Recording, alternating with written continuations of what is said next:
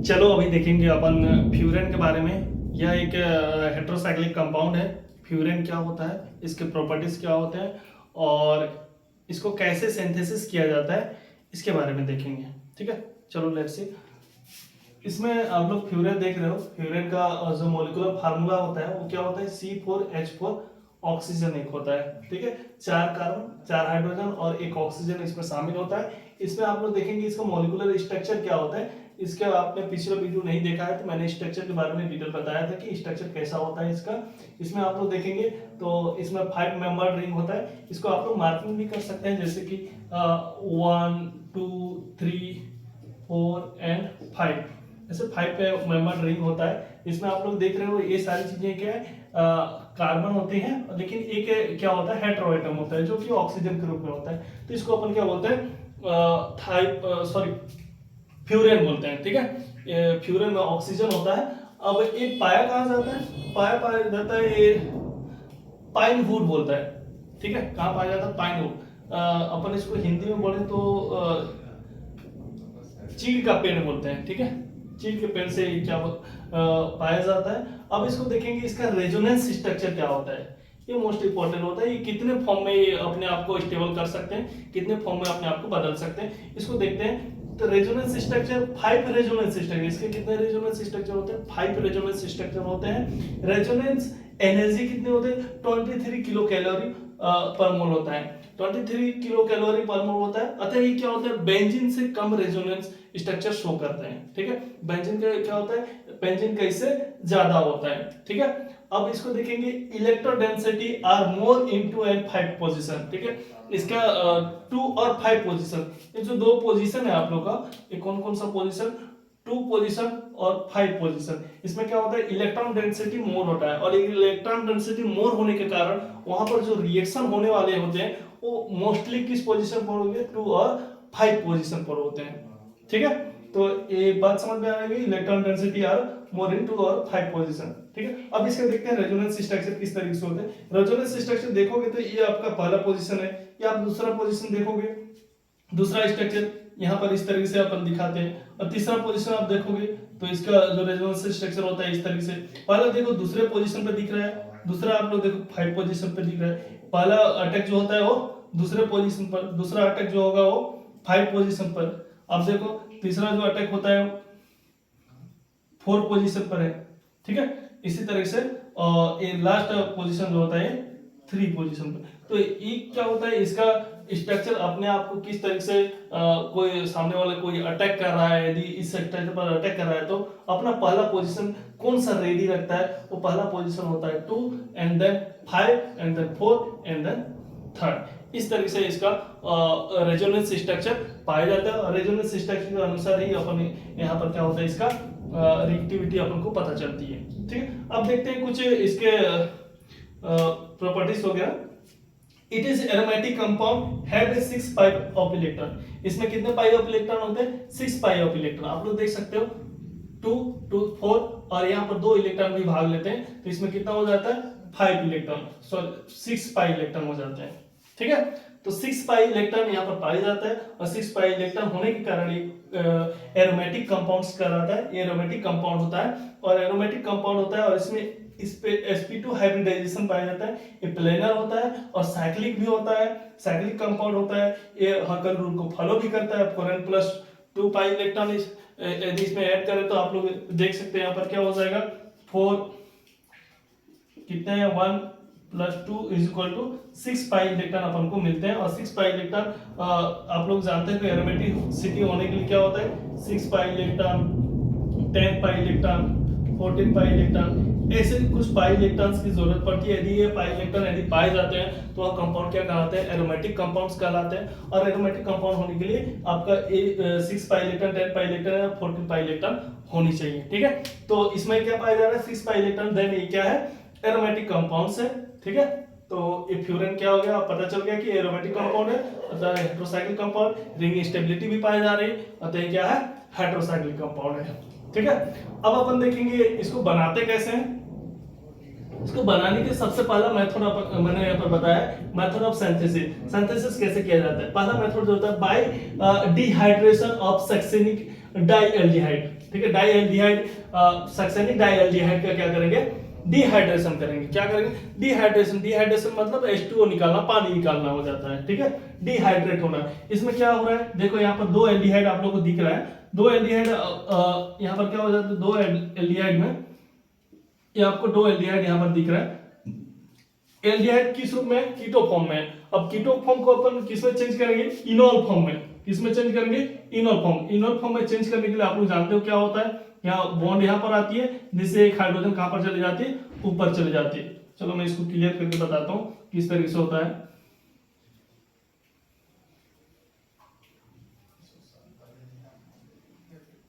कीटो enol tautomerism आपने पढ़ा होगा, बीएससी में आप लोगों को देखने को मिलता है। फिर बॉन्ड कहां आती है, यहाँ पर आती है, जिससे यहाँ का एक हाइड्रोजन कहां चला जाता है, ऑक्सीजन के पास चला जाता है, जिससे कार्बन टू कार्बन क्या हो जाता है, डबल बॉन्ड हो जाता है, और यहाँ का हाइड्रोजन यहाँ पर चला गया, दैट यहाँ पर हाइड्रोजन आ जाता है, यहाँ पर OH का फॉर्म हो जाता है। ऑन से क्या बन जाता है, ऑल का फॉर्मेशन बन जाता है। कीटोन से अल्कोहल का फॉर्म हो जाता है, अतः आप लोग इसको क्या बोल सकते हो, इनॉल फॉर्म। तो ये आप लोगों का क्या हो जाएगा, ये ऊपर वाला जैसे होगा नीचे वाला भी वैसे ही होगी। तो यहाँ पर जैसे ऑल का फॉर्मेशन किया है, यहाँ पर भी ऑल का फॉर्मेशन हो जाता है, और यहाँ पर क्या आ जाता है, डबल बॉन्ड आ जाता है, इन कंपाउंड का फॉर्मेशन हो जाता है, ठीक है। अब ये आप लोग का इनॉल फॉर्म जब बन जाता है, तो इस इनॉल फॉर्म को क्या करते हैं अपन, डिहाइड्रेशन करते हैं। क्या करेंगे, डिहाइड्रेशन। अब डिहाइड्रेशन में क्या हो जाएगा, यहाँ पर आप लोग देख सकते हो किस तरीके से डिहाइड्रेशन होता है। अगर मैं इसको ऐसे लिखूं तो कोई प्रॉब्लम नहीं होनी चाहिए आप लोग को। ध्यान से देखिएगा किस तरीके से मैं लिख रहा हूं। इसको मिटा के मैं इधर OH कर दिया और इधर H कर दिया, ठीक है। सेम लाइक यहां पर भी करूंगा, इधर OH कर दिया और इधर H को रहने दिया, ठीक है, बस पोजीशन चेंज कर दिया है। अब इसमें क्या होता है, डिहाइड्रेशन, दैट मींस क्या हो जाएगा, एक H2O मॉलिक्यूल निकल जाएगा। H2O मॉलिक्यूल कहां से निकलेगा, यहां से आप लोग का एक हाइड्रोजन और एक OH यहां से क्या हो जाता है, एक H2O ग्रुप यहां से बाहर निकल जाते हैं। अब H2O बाहर निकलेगा तो ऑब्वियसली क्या हो जाएगा, ये ऑक्सीजन इस कार्बन से जुड़ेगा, ठीक है, जैसे यहाँ पर दिखाया गया है। यहाँ का कार्बन से ऑक्सीजन यहाँ पर जुड़ा हुआ है, और ये ऑक्सीजन किससे जाके जुड़ गया, इस कार्बन से, ठीक है। तो इस तरह से ऑक्सीजन क्या हो जाता है, इसके साथ मर्ज हो जाता है। आप लोग देखो इसको को ही अपन क्या बोलते हैं, फ्यूरेन। इसको ऐसे लिख सकते हो या आप ऐसे भी लिख सकते हो, ठीक है, इसी को बताया गया है, ठीक है। यही स्ट्रक्चर है, ये क्या है, फ्यूरेन का स्ट्रक्चर है। समझ में आ गया। ये लोन पेयर इलेक्ट्रॉन आपको हमेशा दिखाना पड़ेगा, क्योंकि लोन पेयर इलेक्ट्रॉन यहाँ पर ऑक्सीजन के पास दो लोन पेयर इलेक्ट्रॉन हमेशा रहते हैं, ठीक है। यहाँ पर आप लोग देख लिया। अब देखते हैं सेकेंड मेथड होता है, ये क्या होता है, इंडस्ट्रियल मेथड से कैसे बनाते हैं। एक पहला बनाने की विधि था, अब दूसरा बनाने की विधि अपन देख रहे हैं। ये क्या है, इंडस्ट्रियल मेथड। इसका नाम क्या होगा, एल्डोपेंटोस, ठीक है। इसमें टोटल कितने कार्बन है, 5 कार्बन है, दैट मींस इसका नाम क्या हो जाएगा, एल्डोपेंटोस। क्या हो जाएगा, एल्डोपेंटोस। एक कार्बोहाइड्रेट कंपाउंड है, तो इसमें 5 कार्बन है, इसलिए अपन इसको क्या बोलेंगे, एल्डोपेंटोस। अगर मेरे को रिएक्शन कराना है H2SO4 के साथ, और 3 वाटर मॉलिक्यूल यहाँ पर निकला हुआ है, 3 वाटर मॉलिक्यूल मेरे को निकालना है, तो इसको कैसे रिएक्शन करूंगा। मैं एक स्ट्रक्चर बना रहा हूँ जिसको आपको ध्यान से देखना है। स्ट्रक्चर कैसे बनेगा, CH एक OH, चलो यहाँ पर ज्यादा कंजस्टेड हो रहा है तो अपन यहाँ पर बनाते हैं CHOH, एंड देन CH2 को मैं क्या कर रहा हूँ, एक CH लिख रहा हूँ, एक H बाहर कर रहा हूँ, और एक OH को इस तरीके से लिख रहा हूँ। कोई दिक्कत नहीं है, ये CH2 को मैंने ऐसे लिखा है, ठीक है, कोई दिक्कत नहीं है, कोई परेशानी नहीं होनी चाहिए। Again CHOH and again CH, और यहाँ पर CH, हम इसको ऐसे लिखते हैं, देख लो, OH हो गया, CH OH, ठीक है, यहाँ पर H को इधर बाहर कर देते हैं और इधर CHO, ठीक है। इस स्ट्रक्चर आप लोगों को समझना पड़ेगा, और इसी के अनुसार आप लोग क्या करेंगे, यहाँ पर रिएक्शन करेंगे। अगर आप लोग ऐसे स्ट्रक्चर बनाने जानते हो तो आप लोग आसानी से 3 मोलिकुलर ऑफ वाटर लिख लेंगे। तो ये आप लोग का स्ट्रक्चर जो बना हुआ है इस तरीके से। अब इसमें वाटर मोलिकुल कैसे निकलेगा इसको अपन देखेंगे। वाटर कैसे मोलिकुल निकलेगा, देखो आप लोग पहले इस स्ट्रक्चर को समझ लो। ये क्या है, CH2। यदि अपन पोजीशन दिखा दें तो ये क्या हो जाएगा, CH2OH। ये CH2 आप लोग देखो, एक H और 2 H, CH2 होगा, CH2 के साथ OH जुड़ा है, यहाँ पर CHOH, CHOH और CHOH, ठीक है, OH यहाँ पर है और उसी के साथ CHO जुड़ा है, ठीक है। CHOH के 3 मोलिकुल 1 2 एंड 3 और उसी के साथ क्या जुड़ा है, एल्डिहाइड समूह जुड़ा हुआ है, ठीक है। तो अपन इसको एक पोजिशनल स्ट्रक्चर के रूप में लिख दिए कि इसको एक अपने अनुसार अपन बना दिए जिसके जैसे रिएक्शन होता है, ठीक है। अब रिएक्शन कैसे होगा इसमें ध्यान दीजिए। यहाँ पर क्या होगा, 3 वाटर मोलिकुल निकालना है। ये आप लोग को दिख रहा है एक वाटर मोलिकुल, ठीक है, यहाँ से निकल गया। दूसरा वाटर मोलिकुल आप लोग यहाँ से निकाल दीजिए, ठीक है। तीसरा वाटर मोलिकुल यहाँ से निकाल दीजिए। 3 वाटर मोलिकुल आप लोग को मिल गया है, ठीक है। अब 3 वाटर मोलिकुल मिल गया है, दैट मीन्स क्या होगा, यहाँ पर एक डबल बॉन्ड आएगा, यहाँ पर एक डबल बॉन्ड आएगा और ये ऑक्सीजन देखो, एक ऑक्सीजन इस कार्बन से जुड़ जाएगा, ठीक है। तो अगेन यदि इसको स्ट्रक्चर बनाए तो किस तरीके से होगा आप लोग देखेंगे। यदि आप लोग इसको स्ट्रक्चर बनाना चाहो, CH, ये क्या हो जाएगा, डबल बॉन्ड हो जाएगा, अभी जस्ट मैंने बताया CH हो जाएगा। अब देखो इस CH के साथ क्या जुड़ा है, ऑक्सीजन जुड़ा हुआ है। अब इधर का देखते हैं, अगेन CH है और CH वाटर मोलिकुल निकल चुका है, दैट मींस यहाँ पर क्या हो जाएगा, डबल बॉन्ड आ जाएगा, डबल बॉन्ड आ गया। अगेन यहाँ पर क्या बचा है, कार्बन बचा हुआ है, CH नहीं बचा, याद रखना, कार्बन बचा हुआ है। कार्बन के साथ अब देखो एक ऑक्सीजन यहाँ से निकला हुआ जुड़ा हुआ, दैट मींस इस कार्बन से एक ऑक्सीजन यहाँ पर जुड़ेगा कि नहीं जुड़ेगा, तो यहाँ पर क्या हो जाएगा, कार्बन टू ऑक्सीजन बॉन्ड बन जाएगा। अब देखो इस कार्बन से और एक क्या बचा है, CHO ग्रुप जुड़ा है, CHO ग्रुप, ठीक है। इसी को तो मैंने बनाया है यहाँ पर, ठीक है। ये जो स्ट्रक्चर है ये क्या है, इसी फॉर्म को बनाया गया है, यही फॉर्म का है, इस स्ट्रक्चर को बनाया गया है, ठीक है। तो इस तरीके से अपन क्या बनाते हैं, इस प्रकार के कंपाउंड का फॉर्मेशन करते हैं। इस कंपाउंड का नाम क्या हो जाएगा, फर्फ्यूरल। फर्फ्यूरल मैं यहाँ पर लिख देता हूँ, फर्फ्यूरल, ठीक है। अल आ रहा है क्योंकि एल्डिहाइड है, ठीक है। अब इस फर्फ्यूरल के बाद अपन क्या करते हैं, कैटलिस्ट की उपस्थिति में 400 डिग्री सेल्सियस पर अपन क्या करेंगे, वेपर प्रेशर देंगे। अब वेपर प्रेशर देंगे तो ये क्या हो जाता है, कंप्लीट आप लोग का फ्यूरल में बदल जाता है। अब क्या होता है, देखो यहाँ पर CHO ग्रुप यहाँ से गायब हो रहा है।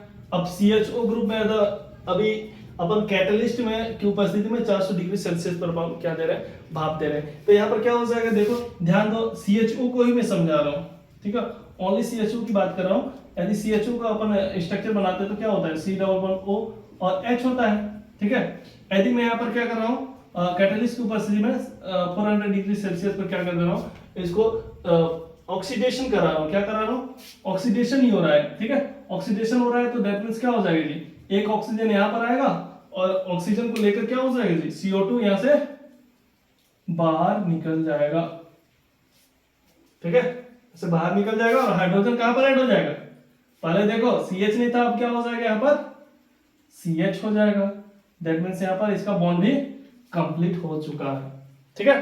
तो इस तरह से क्या होता है, फ्यूरन का फॉर्मेशन हो जाता है। क्या हो गया, फ्यूरन का फॉर्मेशन हो जाता है। बहुत ही इजी तरीके से मैंने आपको बताया। यदि आप लोग इसको अच्छे तरीके से और समझना चाहते हैं तो एक बार प्रैक्टिस कीजिए, आप लोग से जरूर बन जाएगा, ठीक है। और इस तरह से अपन देखेंगे इसका प्रॉपर्टीज क्या होता है, ठीक है। ये आप लोग का क्या है, बनाने की विधि, मेथड ऑफ सिंथेसिस, का सिंथेसिस करते हैं। अब इसका देखेंगे प्रॉपर्टीज क्या होता है, प्रॉपर्टीज से इसके क्या क्या गुण होते हैं। प्रॉपर्टीज में आप लोग देखो, ये जो होता है कलरलेस होता है, लिक्विड कंपाउंड है, ठीक है, कलरलेस लिक्विड कंपाउंड, ठीक है, रंगीन आपका द्रवित कंपाउंड बोल सकते हैं, द्रवित। इस तरीके से और देखेंगे, सेकंड पॉइंट क्या बोलेगा, insoluble in water but soluble in organic solution, ठीक है। इनसॉल्युबल इन वाटर, जो वाटर में होता है, जो वाटर में क्या होता है, अविलेय होता है, लेकिन soluble in organic solution. Organic solution का मतलब क्या है, जैसे कि ईथर होता है, अल्कोहल होता है, ये सारे सॉल्यूशन में क्या होते हैं, ये सॉल्युबल होते हैं। स्टेबल विथ बेस, ये जो भी बेस होता है उसके साथ क्या होता है, स्टेबल फॉर्म में पाया जाता है। अब इसका जो बॉइलिंग पॉइंट होता है, बीपी मतलब बॉइलिंग पॉइंट होता है, वो 32 डिग्री सेल्सियस होता है। अब आपका जो पांचवा पॉइंट है, it is not act a specific reaction with hydroxy and carbonyl compound. ये क्या बोलता है कि इट इज नॉट एक्ट, ठीक है, ये किसी प्रकार का स्पेसिफिक रिएक्शन नहीं देता है किसके साथ, हाइड्रोक्सी और कार्बोनिल कंपाउंड। हाइड्रोक्सी और कार्बोनिल कंपाउंड के साथ किसी भी प्रकार का स्पेसिफिक रिएक्शन नहीं देता है। इस प्रकार से आप लोग फ्यूरन को देखोगे, एक बार आप लोग, मैं आपको बता दूं कि इसका सामान्य एक समराइज कर दूं तो फ्यूरन क्या होता है। एक फ्यूरन का आप लोग ने मॉलिक्यूलर फार्मूला देखा, मॉलिक्यूलर स्ट्रक्चर क्या होता है देखा, इस स्ट्रक्चर को आपको याद होना चाहिए, ठीक है। इसमें हेटेरो एटम के रूप में ऑक्सीजन पाए जाते हैं। मैंने बताया रेजोनेंस स्ट्रक्चर क्या होता है, रेजोनेंस स्ट्रक्चर 5 रेजोनेंस स्ट्रक्चर पाए जाते हैं, ठीक है। इसमें मैंने बताया 1 2 3 एंड 4 एंड 5 रेजोनेंस स्ट्रक्चर। इसका रेजोनेंस एनर्जी कितना होता है, 23 किलो कैलोरी होता है, ठीक है। इसको भी मैंने बताया, जो कि बेंजीन से कम होता है। क्या होता है, इलेक्ट्रॉन डेंसिटी 2 और 5 पोजीशन पर मोर होती है, इसलिए ये हमेशा रिएक्शन पहले 2 और फिर उसके बाद 5 पोजीशन पर करते हैं। ये आपका वेरी इंपॉर्टेंट पॉइंट है, इस पॉइंट को आप लोग हमेशा याद रखेंगे। और इसके बाद ये कुछ जनरल प्रॉपर्टीज है, एरोमेटिक कंपाउंड होता है, 6 पाई इलेक्ट्रॉन पाए जाते हैं, sp3 hybridisation, planar cyclic Huckel laws follow करता है। ये सारी चीजें जो कि एक एरोमेटिसिटी की पहचान है, उसको बताना है, ठीक है। फिर मैंने बताया कि मेथड्स ऑफ सिंथेसिस, सिंथेसिस में मैंने बताया कि dehydration of sulphonic aldehyde, sorry succinic dialdehyde के साथ कैसे इसका डिहाइड्रेशन होता है। डिहाइड्रेशन मतलब क्या होता है, H2 को निकलना। देखो मैंने कुछ नहीं किया, इसको एल्डिहाइड को अल्कोहल में चेंज किया और अल्कोहल को फिर क्या कर दिया, डिहाइड्रेट कर दिया। डिहाइड्रेट मतलब H2O निकाल दिया, तो आप लोग का क्या बन गया, फ्यूरन बन गया। अब सेकंड मैंने बताया इंडस्ट्रियल मेथड, इंडस्ट्री में कैसे बनाया जाता है। इसमें जो लिया जाता है, मैंने क्या बताया था, एल्डोपेंटोज का एग्जांपल दिया था। एल्डोपेंटोज में आप लोग देखो 5 कार्बन होते हैं। इस 5 कार्बन को मैंने एक नया स्ट्रक्चर के द्वारा दिखाया, और इस स्ट्रक्चर के द्वारा आप लोग आसानी से समझ सकते हो। यहाँ पर मैंने इसको अरेंज कर दिया एक नया स्ट्रक्चर में। इस स्ट्रक्चर में आप लोग देखो, यदि H2SO4 के साथ रिएक्शन कराएंगे तो 3 वाटर मॉलिक्यूल निकलते हैं। यहाँ पर देखो आपने बताया गया है कि 3 वाटर मॉलिक्यूल निकलता है। एक वाटर मॉलिक्यूल मैंने यहाँ निकाल दिया, यहाँ निकाल दिया और यहाँ निकाल दिया। तो यहाँ पर जब भी निकालेंगे वाटर मॉलिक्यूल तो क्या बनेगा, डबल बॉन्ड जो रेड कलर में देखा है वो क्या, डबल बॉन्ड का फॉर्मेशन हो रहा है। इस तरह से डबल बॉन्ड का फॉर्मेशन होता है। और यहाँ पर जब होता है, यहाँ पर H2O निकलता है, ये ऑक्सीजन क्या होता है, इस कार्बन से जाके जुड़ जाता है। तो इस तरीके से क्या हो जाता है, एक ऑक्सीजन इसके साथ जुड़ के इस तरह से कंपाउंड का फॉर्मेशन करता है, जिसको परफ्यूरल बोलते हैं। और परफ्यूरल में क्या होता है, CHO ग्रुप जुड़ा रहता है। अब CHO ग्रुप को भी अपन को क्या करना है, रिमूव करना है। तो CHO ग्रुप को मैंने क्या बताया, CHO में अपन क्या कर देंगे, ऑक्सीडेशन करा देंगे, जिससे क्या होगा, CO2 यहाँ से रिलीज हो जाता है। और CO2 जब रिलीज हो जाएगा तो हाइड्रोजन यहाँ पर वापस कार्बन के साथ ऐड हो जाता है। या तो आप लोग इसको ऐसे दिखा सकते हो, या तो आप लोग चाहो तो अपने मन से यहाँ पर एक हाइड्रोजन दिखा भी सकते हो, कोई दिक्कत नहीं। क्योंकि हर जगह आप लोग देखोगे तो यहाँ पर भी हाइड्रोजन है, यहाँ पर भी हाइड्रोजन है और यहाँ पर भी हाइड्रोजन है, ठीक है। तो इस तरह से अपन इसके कुछ प्रॉपर्टीज को आप लोगों मैंने बता ही दिया। तो ये था टोटल फ्यूरन के बारे में, कुछ सिंथेटिक मेथड, सिंथेसिस करने की मेथड, और इसके कुछ जनरल रेजोनेंस स्ट्रक्चर या तो कुछ प्रॉपर्टीज वगैरह। अब मैं नेक्स्ट आपको फ्यूरेन के बारे में इसका केमिकल प्रॉपर्टीज बताऊंगा, जो कि बहुत इंपॉर्टेंट रहता है किसी भी हेटेरोसाइक्लिक कंपाउंड्स के लिए। उसका एप्लीकेशन क्या होता है, उसका यूजेज क्या होता है, उसके एप्लीकेशन क्या हो, किस तरह से अपन बनाएंगे, उसका केमिकल प्रॉपर्टीज क्या होता है। केमिकल प्रॉपर्टीज बहुत ही इंपॉर्टेंट है, तो इसको अपन नेक्स्ट वीडियो में देखेंगे। आज के लिए इतना है, थैंक यू।